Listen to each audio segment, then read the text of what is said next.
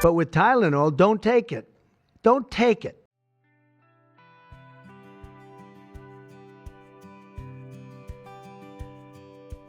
Out front, and I'm making them loud, and I'm making them strongly not to take Tylenol.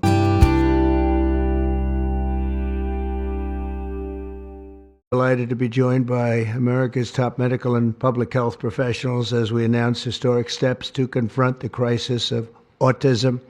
The Amish, virtually, I heard none. See, Bobby wants to be very careful with what he says, and he should, but I'm not so careful with what I say. But you have certain groups. The Amish, as an example, they have essentially no autism.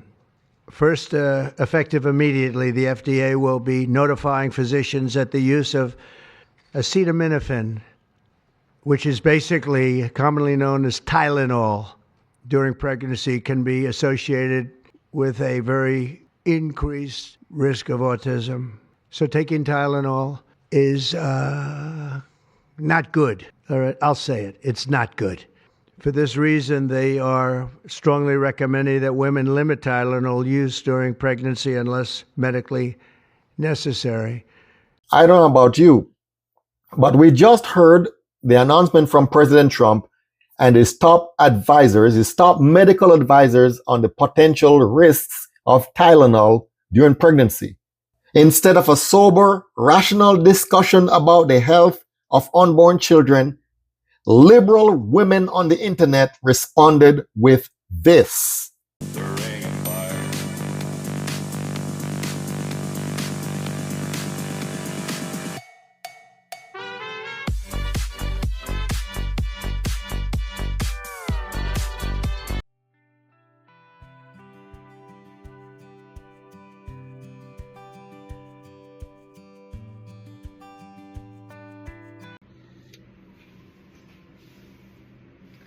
28 weeks pregnant.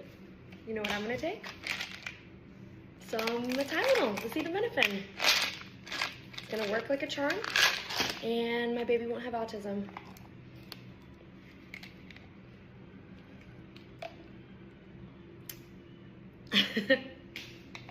She don't know what she doing. This bitch just giving it out. What the hell? Girl that wham in a circle, even if love make a jump like a hurdle.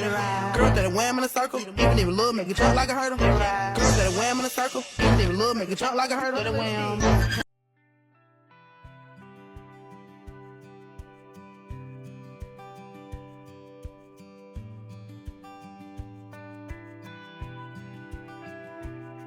What is this? This isn't bravery. If this is not Trump derangement syndrome, I don't know what it is. This isn't defiance for a noble cause. This is a bizarre, performative act of self-harm driven by pure political tribalism. A cult. The hatred for a man is so intense, it has completely overridden the most basic maternal instinct to protect one's own child from potential harm. Imagine this.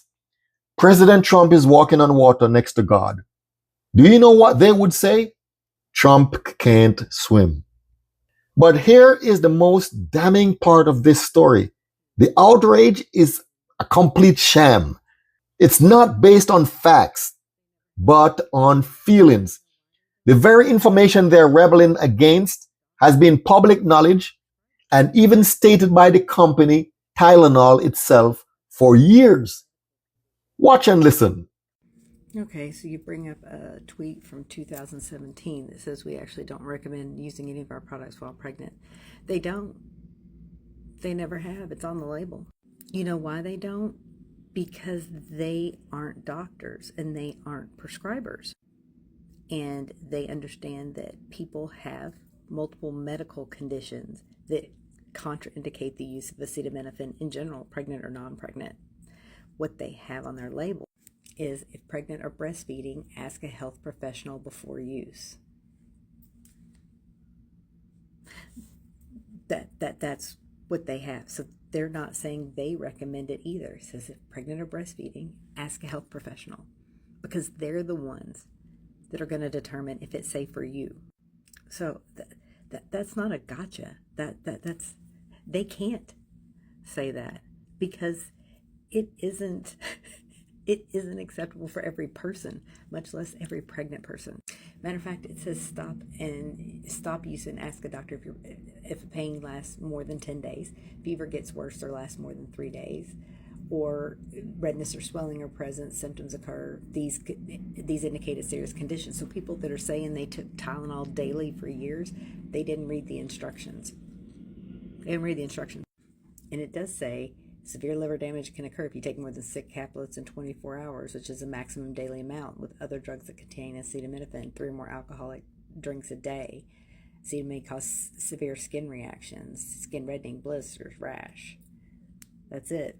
Do not use with any other drug containing acetaminophen. If you're allergic to acetaminophen, don't take it. Ask a doctor if you have liver disease.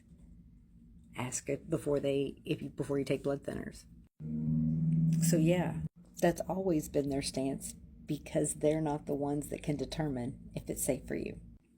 So let's see here. I have this migraine formula. It has acetaminophen, aspirin, and caffeine in it, and it warns about the liver products. It warns stomach bleeding because it contains the aspirin.